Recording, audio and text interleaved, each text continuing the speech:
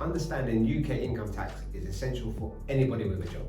It's a legal requirement to help fund services like the NHS, schools, police, etc. However, this system is complex and can be confusing and challenging to help you trying to calculate how much you need to pay. Firstly, the UK financial year runs from April to March, not January to December, which is a historical quirk. Your income tax is based on what you earn during that period.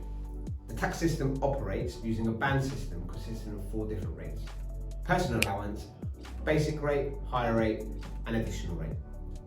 The personal allowance allows you to earn up to £12,570 tax-free.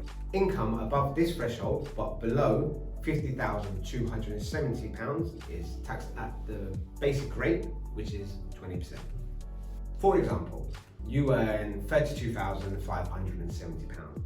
The first £12,570 is tax-free, leaving you with £20,000, which is taxed at 20%.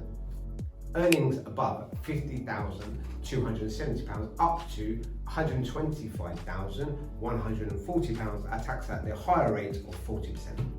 If your income exceeds £125,140, you enter the additional rate band.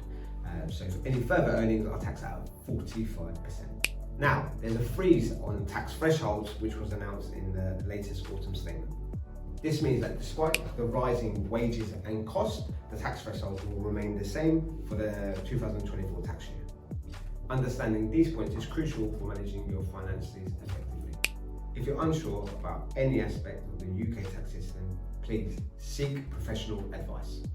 If you found this explanation helpful, consider liking the video, leave a comment. If you have any questions, I'll try my best to answer them.